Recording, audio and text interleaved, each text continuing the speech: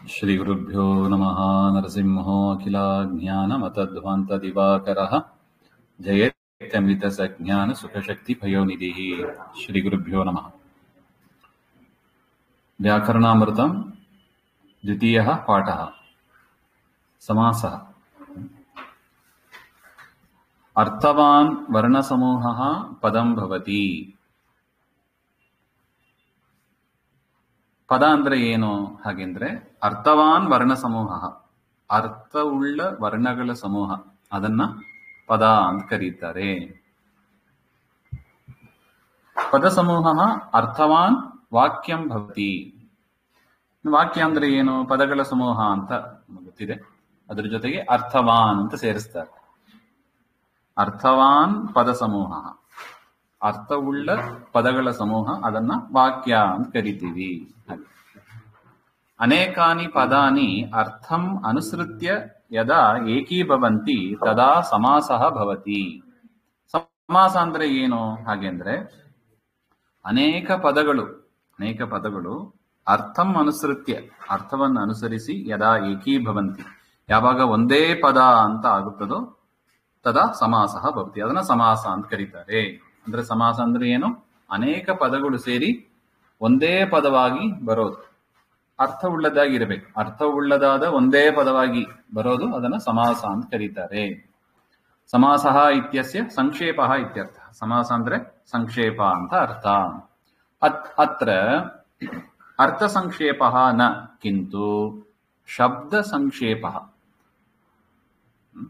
ಸಂಕ್ಷೇಪ ಮಾಡ್ತೀವಿ ಅಂತ ಹೇಳಿ ಅರ್ಥದ ಒಂದು ಸಂಕ್ಷೇಪ ಮಾಡೋದಿಲ್ಲ. ಕಿಂತು ಶಬ್ದಗಳು, 2-3 ಶಬ್ದಗಳನ್ನ ಸೇರಿಸಿ ಒಂದೇ ಪದವಾಗಿ ಮಾಡಿ ಶಬ್ದದ ಸಂಕ್ಷೇಪವೇ ಹೊರತು ಅರ್ಥದ ಸಂಕ್ಷೇಪ ಇಲ್ಲಿ ಇಲ್ಲ. ಹಾಗೆ ಅಂತ ಸಮಾಸಸ್ಯ ಅರ್ಥ ವಿವರಣಂ ಅವಶ್ಯಕಂ ಭವತಿ. ಹಾಗಿದ್ರೆ ಸಮಾಸದ ಪದ ಏನು, ಅದರ ಅರ್ಥ ನಮಗೆ ಅವಶ್ಯಕ, ಅದನ್ನು ತಿಳಿಯೋದು ಅವಶ್ಯಕವಾಗಿದೆ. ಸಮಸ್ತ ಪದಸ್ಯ ವಿವರಣಂ ಏನ ವಾಕ್ಯೇನ ಉಚ್ಯತೆ ತದಪಿ ವಿಗ್ರಹ ವಾಕ್ಯಂ ಭವತಿ. ಸಮಸ್ತ ಪದದ ಒಂದು ವಿವರಣೆ, ಅದರ ಒಂದು ಎಕ್ಸ್ಪ್ಲನೇಷನ್ ಯಾವ ವಾಕ್ಯದಿಂದ ಹೇಳಲ್ಪಡುತ್ತದೋ ತದಪಿ ವಿಗ್ರಹ ವಾಕ್ಯಂ, ಅದನ್ನ ವಿಗ್ರಹ ವಾಕ್ಯ ಅಂತ ಹೇಳ್ತೀವಿ. ತದ್ಯಥಾ, ಒಂದು ಉದಾಹರಣೆ, ರಾಜಪುರುಷಃ ಇತಿ ಸಮಸ್ತ ಪದಸ್ಯ ರಾಜ್ಞಃ ಪುರುಷಃ ಇತಿ ವಿವರಣಂ ಕ್ರಿಯತೆ. ರಾಜಪುರುಷಃ ಇತಿ ಸಮಸ್ತ ಪದಸ್ಯ, ರಾಜಪುರುಷ ಅಂತ ಸಮಸ್ತ ಪದ, 2 ಪದ ಇದೆ, ರಾಜ ಪುರುಷ ಅಂತ, 2 ಸೇರಿ ಒಂದೇ ಪದ ರಾಜಪುರುಷ ಅಂತ. ಅದರದ್ದು ವಿಗ್ರಹ ವಾಕ್ಯ ಅಂದ್ರೆ ರಾಜಪುರುಷ ಎನ್ನುವ ಶಬ್ದದ ಅರ್ಥವನ್ನು ತಿಳಿಸುವ ವಾಕ್ಯ ಯಾವುದು? ರಾಜ್ಞಃ ಪುರುಷಃ ಇತಿ, ಅದರ ವಿವರಣೆ. ಅತಃ ರಾಜ್ಞಃ ಪುರುಷಃ ಅಂತ ಎನ್ನುವ ಈ ವಾಕ್ಯ ಏನಿದೆ ಅದು ರಾಜಪುರುಷಃ ಇತಿ ಸಮಸ್ತ ಪದಸ್ಯ, ರಾಜಪುರುಷ ಎನ್ನುವ ಸಮಸ್ತ ಪದದ ವಿಗ್ರಹ ವಾಕ್ಯಂ ಭವತಿ, ವಿಗ್ರಹ ವಾಕ್ಯ ಆಗಿದೆ. ವಿಗ್ರಹ ವಾಕ್ಯಂ ತಾವದ್ ವಿವಿಧಂ ಅಸ್ತಿ. ವಿಗ್ರಹ ವಾಕ್ಯ 2 ರೀತಿಯಾಗಿದೆ. ತದ್ಯಥ ಲೌಕಿಕ ವಿಗ್ರಹ ವಾಕ್ಯಂ ಅಲೌಕಿಕ ವಿಗ್ರಹ ವಾಕ್ಯಂ ಇತಿ. ಲೌಕಿಕ ವಿಗ್ರಹ ವಾಕ್ಯ, ಅಲೌಕಿಕ ವಿಗ್ರಹ ವಾಕ್ಯ ಅಂತ 2 ವಿಭಾಗ ಮಾಡ್ತಾರೆ. ಲೌಕಿಕ ವಿಗ್ರಹ ವಾಕ್ಯ ಪ್ರದರ್ಶನೇನ ಸಾಮಾನ್ಯಾಃ ಅಪಿ ಸಂಸ್ಕೃತ ಭಾಷಾವಿದಃ ಅರ್ಥಂ ಜ್ಞಾತುಂ ಶಕ್ನುವಂತಿ. ಲೌಕಿಕ ವಿಗ್ರಹ ವಾಕ್ಯವನ್ನ ಸಾಮಾನ್ಯ ಸಂಸ್ಕೃತವಲ್ಲವರು ಕೂಡ ಏನ್ ಮಾಡಬಹುದು, ಹೇಳಿ ಆ ಸಮಸ್ತ ಪದದ ಅರ್ಥವನ್ನು ಹೇಳಿ ಬರ್ತದೆ. ಕಿಂತು ಅಲೌಕಿಕ ವಿಗ್ರಹ ವಾಕ್ಯಂ ಲೌಕಿಕಾಃ ಜ್ಞಾತುಂ ನ ಪ್ರಭವಂತಿ. ಆದ್ರೆ ಅಲೌಕಿಕವಾದ ವಿಗ್ರಹ ವಾಕ್ಯ ಅಂತ ಏನಿದೆ ಅದನ್ನ ಸಾಮಾನ್ಯ ವ್ಯಾಕರಣವನ್ನ ಬಲ್ಲವರು ಅದನ್ನ ತಿಳಿಯಲು ಸಾಧ್ಯ ಇಲ್ಲ. ಮತ್ತೆ ಏನ್ ಮಾಡಬೇಕು? ವಿಶೇಷವಾಗಿ ವ್ಯಾಕರಣ ಶಾಸ್ತ್ರವನ್ನ ಓದಿರಬೇಕು ಅಂತ ಹೇಳ್ತಾರೆ. ಅದಕ್ಕೊಂದು ಉದಾಹರಣೆ ಕೊಡ್ತಾರೆ ನೋಡಿ. ರಾಜಪುರುಷ 2 ವಿಗ್ರಹ ವಾಕ್ಯ ಇದೆ, ಲೌಕಿಕ ವಿಗ್ರಹ ವಾಕ್ಯ, ಅಲೌಕಿಕ ವಿಗ್ರಹ ವಾಕ್ಯ. ಲೌಕಿಕ ವಿಗ್ರಹ ವಾಕ್ಯ ಯಾವುದು? ರಾಜ್ಞಃ ಪುರುಷಃ ಅಂದ್ರೆ ರಾಜನ ಸೇವಕ ಅಂತ ಅರ್ಥ. ಸೊ ರಾಜಪುರುಷ ಅಂದ್ರೆ ಏನು? ರಾಜನ ಸೇವಕ. ಅದರದ್ದು ವಿಗ್ರಹ ವಾಕ್ಯ ರಾಜ್ಞಃ ಪುರುಷಃ. ಅಲೌಕಿಕ ವಿಗ್ರಹ ವಾಕ್ಯ ಹಾಗೆಂದ್ರೆ ಈ ರಾಜ್ಞಃ ಎಂಬ ಶಬ್ದ ಹೇಗೆ ಬಂತು? ರಾಜನ್ ಪ್ಲಸ್ ನಸ್ ಅಂತ ಒಂದು ಪ್ರತ್ಯಯ ಸೇರಿ ರಾಜ್ಞಃ, ಷಷ್ಠಿ ವಿಭಕ್ತಿ ಏಕವಚನ. ಪುರುಷ ಅಂತ ಪ್ರಾತಿಪದಿಕ, ಅದ್ರ ಜೊತೆಗೆ ಸು ಪ್ರತ್ಯಯ ಸೇರಿ ಪುರುಷ ಅಂತ ಪ್ರಥಮ ವಿಭಕ್ತಿ ಏಕವಚನ ಬಂತು. ಹಾಗೆ ಅಂತ ಈ ರೀತಿಯಾಗಿ ಅಲೌಕಿಕಂ ವಿಗ್ರಹ ವಾಕ್ಯಂ ವ್ಯಾಕರಣ ಶಾಸ್ತ್ರೇ ಪದವ್ಯುತ್ಪಾದನಾರ್ಥಂ ಉಪಯುಜ್ಯತೆ ನತು ಲೋಕೆ. ಅದರಿಂದ ಅಲೌಕಿಕವಾದ ವಿಗ್ರಹ ವಾಕ್ಯವನ್ನ ವ್ಯಾಕರಣ ಶಾಸ್ತ್ರದಲ್ಲಿ ಆ ಪದ ಹೇಗೆ ವ್ಯುತ್ಪನ್ನವಾಯಿತು, ಅದು ಹೇಗೆ ಬಂತು, ಆ ಪದ ರಾಜಪುರುಷ, ರಾಜ್ಞ ಪುರುಷ ಅಂತ ಪದ ಹೇಗೆ ಬಂತು ಹಾಗೆಂಬ ವಿವರಿಸುವುದಕ್ಕಾಗಿ ಅಲೌಕಿಕ ವಿಗ್ರಹ ವಾಕ್ಯವನ್ನ ಬಳಸ್ತಾರೆ. ನತು ಲೋಕೆ, ಲೋಕದಲ್ಲಿ ಸಾಮಾನ್ಯ ಅರ್ಥವನ್ನು ಹೇಳುವಾಗ ಅದನ್ನು ಬಳಸೋದಿಲ್ಲ, ಅಷ್ಟು ವ್ಯಾಕರಣ ವಿಚಾರವನ್ನ ತಿಳಿಸಕ್ ಹೋಗೋದಿಲ್ಲ ಲೌಕಿಕ ವಿಗ್ರಹ ವಾಕ್ಯದಲ್ಲಿ. ಇನ್ನು ಸಮಾಸ ಪ್ರತ್ಯಯ ಲೋಪೋ ಅಲೋಪಾಭ್ಯಾಂ ದ್ವಿಧಾ ಭವತಿ. ಪ್ರತ್ಯಯ ಲೋಪ ಆಗೋದು, ಪ್ರತ್ಯಯ ಲೋಪ ಆಗದೇ ಇರೋದು ಅಂತ ಎರಡು ವಿಭಾಗ ಮಾಡಿ ಸಮಾಸವನ್ನ ಮತ್ತೊಂದು ರೀತಿಯಿಂದ ಎರಡು ವಿಭಾಗ ಅಂತ ಹೇಳ್ತಾರೆ. ಲುಕ್ ಸಮಾಸ, ಅಲುಕ್ ಸಮಾಸ ಹಾಗೆ ಅಂತ. ಯತ್ರ ಏಕಂ ಪದಂ ಅನ್ಯೇನ ಪದೇನ ಸಾಕಂ ಸಮಸ್ಯತೆ ತದಾ ತತ್ ಸಂಬದ್ಧಾಃ ಪ್ರತ್ಯಯಾಃ ಲುಪ್ಯಂತೆ. ಯಾವಾಗ ಒಂದು ಪದ ಮತ್ತೊಂದು ಪದ ಜೊತೆಗೆ ಸೇರುತ್ತದೆ ಆಗ ತತ್ ಸಂಬದ್ಧವಾದ ಪ್ರತ್ಯಯಗಳು, ಅಂದ್ರೆ ಪ್ರಥಮ ವಿಭಕ್ತಿಯಲ್ಲಿ ಪೂರ್ವ ಪದದಲ್ಲಿ ಕೇಳಿ ಬರುವ ವಿಭಕ್ತಿ ಪ್ರತ್ಯಯಗಳು ಅದು ಲುಪ್ತವಾಗುತ್ತದೆ, ಹೋಗುತ್ತದೆ ಅಂತ. ಕೇವಲ ಪ್ರಾತಿಪದಿಕಂ ಅನ್ಯೇನ ಪ್ರಾತಿಪದಿಕೇನ ಸಾಕಂ ಸಂಯುಜ್ಯತೆ. ಒಂದು ಪ್ರಾತಿಪದಿಕ ಮತ್ತೊಂದು ಪ್ರಾತಿಪದಿಕ ಜೊತೆಗೆ ಸಂಯೋಗವನ್ನ ಪಡೆಯುತ್ತದೆ. ಅದನ್ನ ತದಾ ತತ್ರ ಲುಕ್ ಸಮಾಸ ಇದು ವ್ಯವಹಾರ. ಪ್ರತ್ಯಯಗಳು ಲೋಪ ಆದರೆ, ಪೂರ್ವಪದದಲ್ಲಿ ಇರುವ ಪ್ರತ್ಯಯಗಳು ಲೋಪ ಆದರೆ ಮಾಡುವ ಸಮಾಸವನ್ನ ಲುಕ್ ಸಮಾಸ ಅಂತ ಕರೀತಾರೆ. ಅದು ಹೋಗದೇ ಇದ್ರೆ ಅಲುಕ್ ಸಮಾಸ ಅಂತ ಕರೀತಾರೆ. ಅದನ್ನ ಮುಂದೆ ನೋಡೋಣ. ಲುಕ್ ಸಮಾಸ ಅಂದ್ರೆ ಏನು ಕೊಟ್ಟಿದ್ದಾರೆ ನೋಡಿ ಉದಾಹರಣೆ. ಪ್ರಾತಿಪದಿಕಂ ಪ್ರತ್ಯಯ ಎರಡು ಸೇರಿ ಪದ, ಒಂದು ಪದ ಅಂತ ಆಗಬೇಕು ಅಂದ್ರೆ ಏನಾಗಬೇಕು? ಪ್ರಾತಿಪದಿಕಂ ಪ್ಲಸ್ ಪ್ರತ್ಯಯ ಎರಡು ಸೇರಿ ಪದ ಅಂತ. ಸಮಾಸ ಆಗಬೇಕು ಅಂದ್ರೆ ಒಂದು ಪದ ಮತ್ತೊಂದು ಪದ ಸೇರಬೇಕು ಅಂತ ನೋಡಿದ್ದೀವಿ. ಉದಾಹರಣೆಗೆ ರಾಜನ್ ಪ್ಲಸ್ ನಸ್, ರಾಜನ್ ಬಾದು ಪ್ರಾತಿಪದಿಕ, ನಸ್ ಬಾದು ಒಂದು ಸುಪ್ರತ್ಯಯ, ಅದು ಎರಡು ಸೇರಿ ರಾಜ್ಞಃ ಅಂತ ಆಯ್ತು. ರಾಜ್ಞಃ ನೋಡಿ. ಮತ್ತು ಎರಡನೇದು ಉತ್ತರ ಪದ ಪುರುಷ ಪ್ಲಸ್ ಸು, ಪುರುಷ ಎನ್ನುವ ಪ್ರಾತಿಪದಿಕ ಜೊತೆಗೆ ಸು ಎನ್ನುವ ಪ್ರತ್ಯಯ ಸೇರಿ ಪ್ರಥಮ ವಿಭಕ್ತಿ ಏಕವಚನ ಪುರುಷ ಅಂತ ಆಯ್ತು. ಅದರಿಂದ ಒಟ್ಟು ಏನಾಯ್ತು? ರಾಜ್ಞಃ ಪುರುಷ ಹಾಗೆ ಅಂತ ವಿಗ್ರಹ ವಾಕ್ಯ ಇದು. ಇದರದ್ದು ಸಮಾಸ ಮಾಡಬೇಕು ಹಾಗೆ ಅಂದ್ರೆ ಏನ್ ಮಾಡಬೇಕು?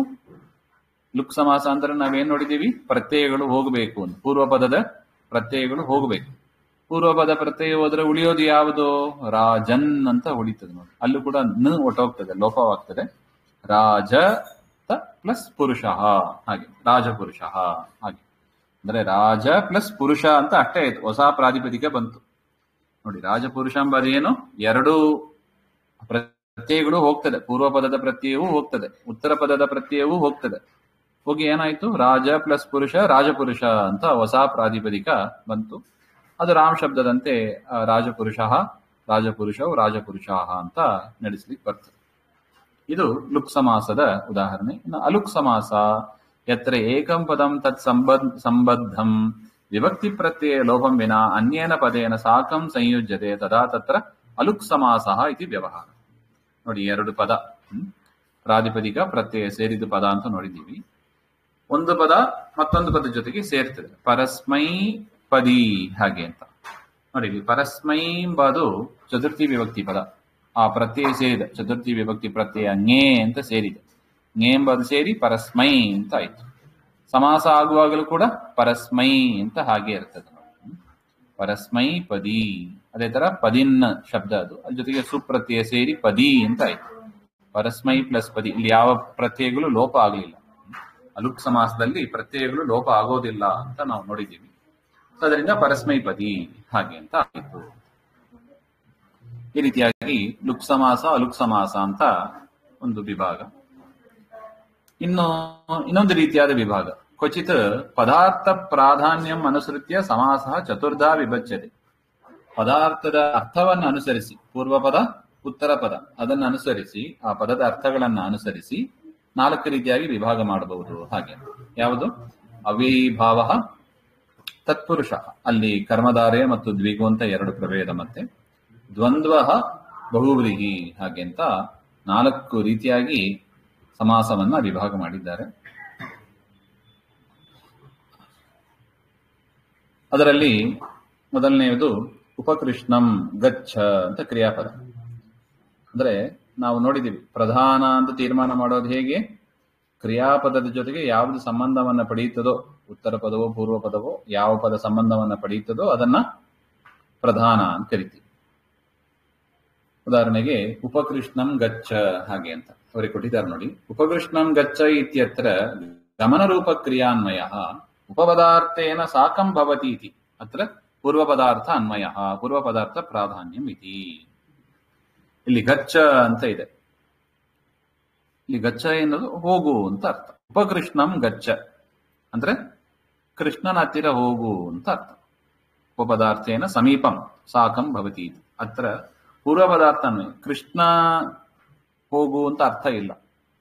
ಏನರ್ಥ ಬಂತು ನೋಡಿ? ಉತ್ತರ ಪದ ಕ್ರಿಯಾಪದದ ಜೊತೆಗೆ ಗಚ್ಚ ಎನ್ನುವ ಕ್ರಿಯಾಪದದ ಜೊತೆಗೆ ಕೃಷ್ಣಂಬಾದು ಇಂಪಾರ್ಟೆಂಟ್ ಅಲ್ಲ, ಮತ್ತು ಕೃಷ್ಣನ ಹತ್ತಿರ ಎಂಬುದು ಅಲ್ಲಿ ಅನ್ವಯ ಆಗ್ತಾ ಇದೆ. ಅದರಿಂದ ಉಪ ಎನ್ನುವುದು ಪ್ರಧಾನ ಆಯಿತು. ಇದು ಅವಿಭಾವ ಸಮಾಸ. ಪ್ರಾಯ ಪೂರ್ವಪದಾರ್ಥ ಪ್ರಾಧಾನ್ಯಂ ಅವಿಭಾವ ಹಾಗೆ. ಇನ್ನೆರಡನೇದು ರಾಜಪುರುಷಂ ಆನಯ ಹಾಗೆ ಅಂತ. ಇಲ್ಲಿ ರಾಜಪುರುಷಂ ಬಾದು ಒಂದು ಕ್ರಿಯಾಪದ ಯಾವುದು? ಆನಯ ಅಂದ್ರೆ ತೆಗೆದುಕೊಂಡು ಬಾ ಅಂತ ಅರ್ಥ. ಇದು ಷಷ್ಠಿ ತತ್ಪುರುಷ ಸಮಾಸದ್ದು ಒಂದು ಉದಾಹರಣೆ. ಅಂದರೆ ಉತ್ತರ ಪದಾರ್ಥ ಪ್ರಧಾನವಾಗಿರುತ್ತದೆ ಅಂತ.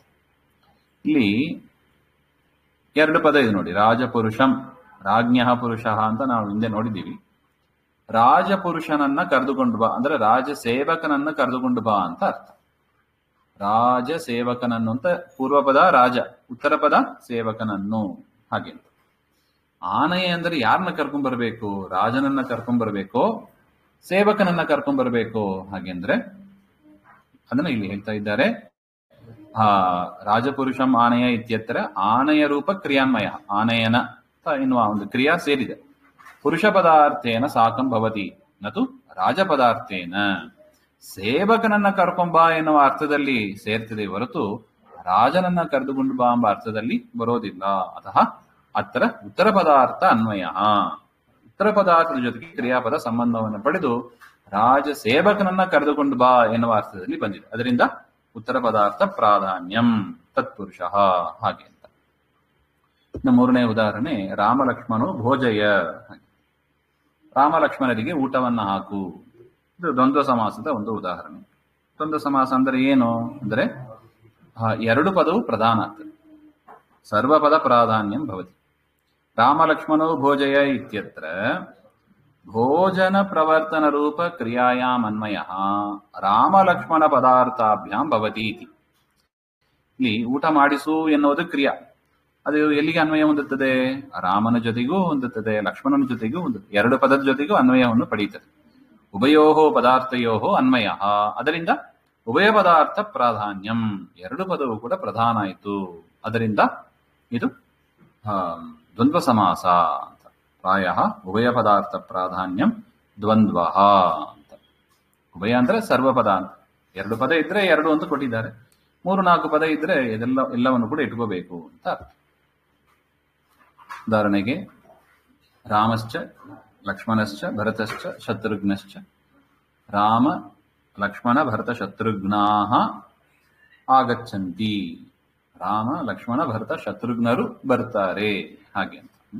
ಈ ರೀತಿಯಾಗಿ 4 ಪದಗಳನ್ನು ಸೇರಿಯೂ ಕೂಡ ಒಂದೇ ಪದ ಮಾಡಬಹುದು. ಇಲ್ಲಿ ಬರ್ತಾರೆ ಎಂಬ ಪದ ಕ್ರಿಯಾಪದ ಯಾರಿಗೆ ಅನ್ವಯ ಆಗ್ತದೆ? 4 ಜನರಿಗೂ ಅನ್ವಯ ಆಗ್ತದೆ. ಅದರಿಂದ ಸರ್ವಪದ ಪ್ರಾಧಾನ್ಯಂ ಭವತಿ ಅಂತಲೂ ಹೇಳ್ಬೋದು. ಇನ್ನು 4ನೇದು ಯಾವುದು ಉದಾಹರಣೆ? ದೃಷ್ಟಸಾಗರಂ ಆನಯ ಹಾಗೆ. ಇದು ಬಹುವ್ರೀ ಸಮಾಸಕ್ಕೆ ಒಂದು ಉದಾಹರಣೆ. ದೃಷ್ಟಸಾಗರಂ ಆನಯ, ಸಾಗರವನ್ನ ಕಂಡವ ಅಂತ ಅರ್ಥ. ಸಾಗರವನ್ನ ಕಂಡವನನ್ನು ಕರೆದುಕೊಂಡು ಬಾ. ಆನೆಯ ಅಂದ್ರೆ ಕರೆದುಕೊಂಡು ಬಾ ಅಂತ ಕ್ರಿಯಾಪದ. ದೃಷ್ಟಸಾಗರಂ ಆನಯ ಇತ್ಯತ್ರ ಆನಯನ ರೂಪ ಕ್ರಿಯಾಯಾಮ್ ಅನ್ವಯ ದೃಷ್ಟ ಸಾಗರ ಪದಾರ್ಥಾಭ್ಯಾಂ ಸಾಕಂ ನ ಭವತಿ. ಇಲ್ಲಿ ಕರೆದುಕೊಂಡು ಬಾ ಎನ್ನುವುದು ದೃಷ್ಟ ಎನ್ನುವ ಪದಕ್ಕೂ ಅನ್ವಯಿಸೋದಿಲ್ಲ, ಸಾಗರ ಎನ್ನುವ ಪದಕ್ಕೂ ಅನ್ವಯಿಸೋದಿಲ್ಲ. ಆದರೆ ಕಿಂತು ತದ್ ಅನಂತರ್ಗತ, ಅದರಲ್ಲಿ ಸೇರದೇ ಇರುವ ಸಾಗರ ದ್ರಷ್ಟ ಸಾಕಂ ಭವತಿ. ಆ ಸಾಗರನನ್ನು ಯಾರು ಕಂಡಿದ್ದಾನೆ ಅವನಿಗೆ ಆ ಪದ ಅನ್ವಯ ಆಗ್ತದೆ. ಅದರಿಂದ ವಾಕ್ಯದಲ್ಲಿ ಬೇರೆ ಒಂದು ಪದ ಇಟ್ಕೋಬೇಕು.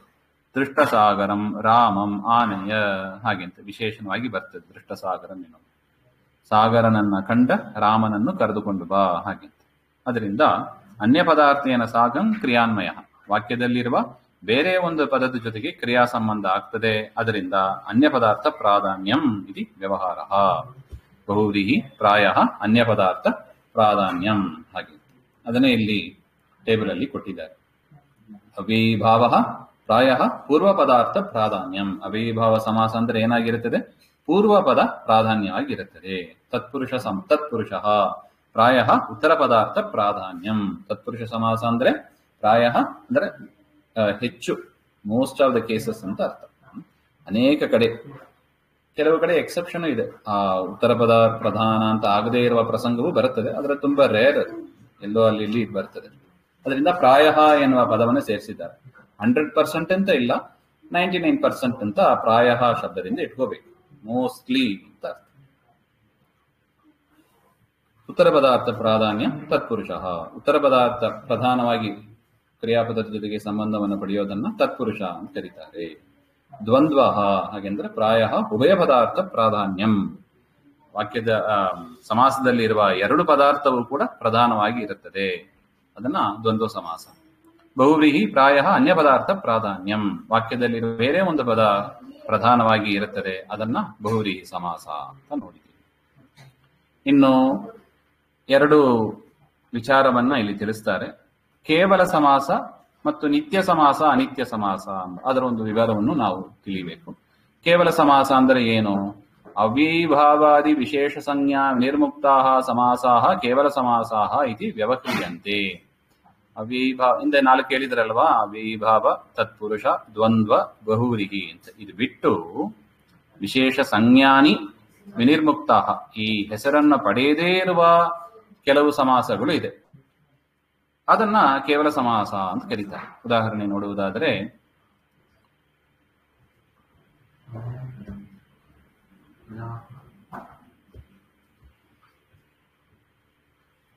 ಭೂತಪೂರ್ವ ಹಾಗೆ ಅಂತ ಇದೆ. ವಾಗರ್ಥವಿವ ಹಾಗೆ ಅಂತ. ಉದಾಹರಣೆ ವಾಗರ್ಥವಿವ, ವಾಗರ್ಥ ಇವ ಹಾಗೆ ಅಂತ. ವಾಗರ್ಥ ಇವ ಅಂತ ವಿಗ್ರಹ ವಾಕ್ಯ. ಅಥವಾ ವಾಗರ್ಥೌ ಇವ ಅಂತ. ವಾಗರ್ಥೌ, ಇಲ್ಲಿ ವಾಗರ್ಥೌ ಇವ ಹಾಗೆಂಬುದು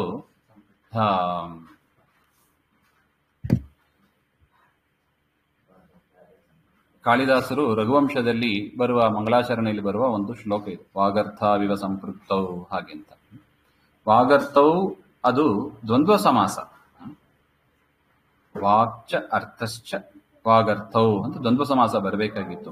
ಆದ್ರೆ ಇಲ್ಲಿ ಇವ ವಾಗರ್ಥ ವಿವ ಅಂತ ಇವ ಪದದ ಜೊತೆಗೆ ಬಂದಿರೋದ್ರಿಂದ ಅದು ದ್ವಂದ್ವ ಸಮಾಸ ಅಂತ ಆಗದೆ ಕೇವಲ ಸಮಾಸ ಅಂತ ಒಟ್ಟಿಗೆ ಆಗ್ತದೆ. ವಾಗರ್ಥ ವಿವ ಹಾಗೆ ಅಂತ.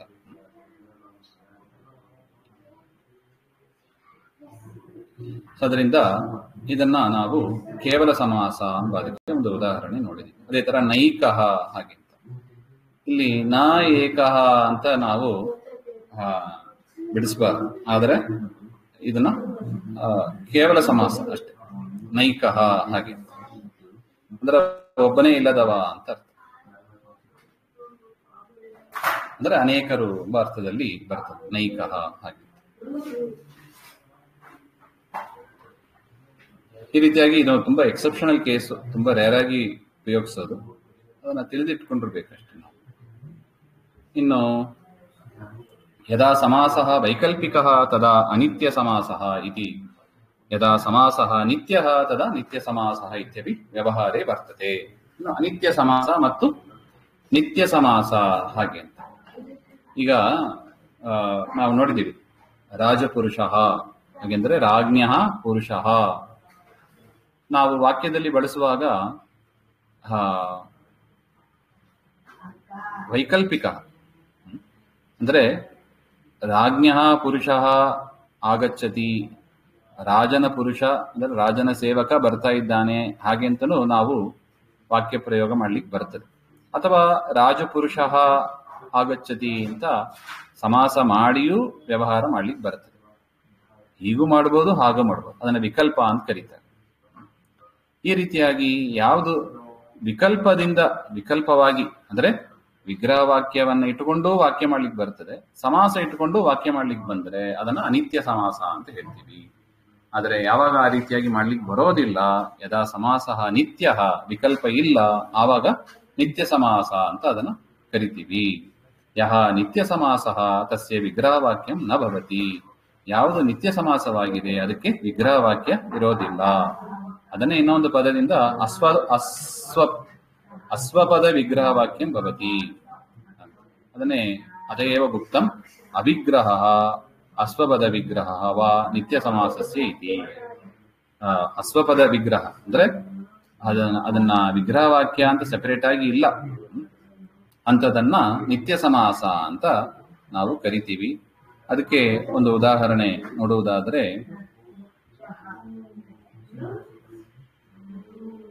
ಉಪಕೃಷ್ಣಂ ಹಾಗೆ ಅಂತ. ಉಪಕೃಷ್ಣಂ ವನಂ ಅಸ್ತಿ, ಉಪಕೃಷ್ಣಂ ವನಂ ಅಸ್ತಿ ಹಂಗಂದ್ರೆ ಏನರ್ಥ ಬಂತು? ಉಪಕೃಷ್ಣ ಅಂದ್ರೆ ಉಪ ಅಂದ್ರೆ ಸಮೀಪ ಅಂತ ನೋಡಿದ್ದೀವಿ. ಕೃಷ್ಣಸ್ಯ ಸಮೀಪಂ ವನಂ ಅಸ್ತಿ ಹಾಗೆ ಅಂತ ನಾವು ವಿಗ್ರಹ ವಾಕ್ಯ ಬರ್ತದೆ. ಕೃಷ್ಣಸ್ಯ ಸಮೀಪಂ ಆದ್ರೆ ನಾವೇನ್ ಮಾಡ್ಲಿಕ್ಕೆ ಬರಲ್ಲ, ವಿಕಲ್ಪ ಮಾಡ್ಲಿಕ್ಕೆ ಬರೋದಿಲ್ಲ. ವಾಕ್ಯ ಮಾಡುವಾಗ ಕೃಷ್ಣಸ್ಯ ಸಮೀಪಂ ವನಮಸ್ತಿ ಅಂತ ಹೇಳಬಾರ್ದು. ಏನ್ ಹೇಳ್ಬೇಕು? ಉಪಕೃಷ್ಣಂ ವನಮಸ್ತಿ ಅಂತಾನೆ ಹೇಳ್ಬೇಕು. ಈ ರೀತಿಯಾಗಿ ವ್ಯಾಕರಣ ನಿಯಮ ಅದು. ಅದರಿಂದ ಉಪಕೃಷ್ಣಂ ವನಂ ಅಸ್ತಿ, ಕೃಷ್ಣನ ಸಮೀಪದಲ್ಲಿ ವನ ಇದೆ ಹಾಗೆಂಬ ಅರ್ಥದಲ್ಲಿ ಬರ್ತದೆ. ಅಲ್ಲಿ ನಾವು ಉಪಕೃಷ್ಣಂ ಅಂತಾನೆ ಹೇಳಿ ವಾಕ್ಯ ಬರಿಬೇಕೆ ಹೊರತು ಕೃಷ್ಣಸ್ಯ ಸಮೀಪ ಅಂತ ಬಿಡಿಸಿ ಬರೆಯಕ್ಕಿಲ್ಲ ಹಾಗೆ ಅಂತ ಅರ್ಥ. ಅದೇ ತರ ಕುಂಭಕಾರ, ಕುಂಭಕಾರ ಅಂದ್ರೆ ಏನರ್ಥ? ವಿಗ್ರಹ ವಾಕ್ಯ. ಕುಂಭಂ ಕರೋತಿ ಇತಿ ಕುಂಭಕಾರ ಅಂದ್ರೆ ಮಡಿಕೆ ಮಾಡುವವ ಅಂತ ಅರ್ಥ. ಇದು ತತ್ಪುರುಷ ಸಮಾಸ, ಉಪಪದ ಸಮಾಸ ಅಂತ ಬರ್ತದೆ. ಉಪಪದ ತತ್ಪುರುಷ ಸಮಾಸ ಹಾಗೆ. ಇಲ್ಲಿ ನಾವು ವಾಕ್ಯ ಹೇಗೆ ಮಾಡಬೇಕು? ಕುಂಭಕಾರ ಆಗಚ್ಚತಿ, ಮಡಿಕೆ ಮಾಡುವವನು ಬರ್ತಾ ಇದ್ದಾನೆ ಅಂತಾನೆ ಹೇಳಬೇಕೆ ಹೊರತು ಕುಂಭಂ ಕರೋತಿ ಇತಿ ಆಗಚ್ಚತಿ ಹಾಗೆ ಅಂತ ವಿಗ್ರಹ ವಾಕ್ಯ ಇಟ್ಕೊಂಡು ನಾವು ವಾಕ್ಯ ಮಾಡ್ಲಿಕ್ಕೆ ಬರೋದಿಲ್ಲ. ಈ ರೀತಿಯಾಗಿ ವಿಗ್ರಹ ವಾಕ್ಯ ಇಟ್ಟುಕೊಳ್ಳದೆ ಕೇವಲ ಸಮಸ್ತ ಸಮಾಸದಿಂದಲೇ ನಾವು ವಾಕ್ಯ ಏನ್ ಮಾಡ್ತೀವಿ ಅದನ್ನ ನಿತ್ಯ ಸಮಾಸ ಅಂತ ಕರೀತಾರೆ. ಶ್ರೀಮಧ್ವಾಂತರ್ಗತ ಶ್ರೀಕೃಷ್ಣಾರ್ಪಣಮಸ್ತು. ಶ್ರೀ ಹರೇ.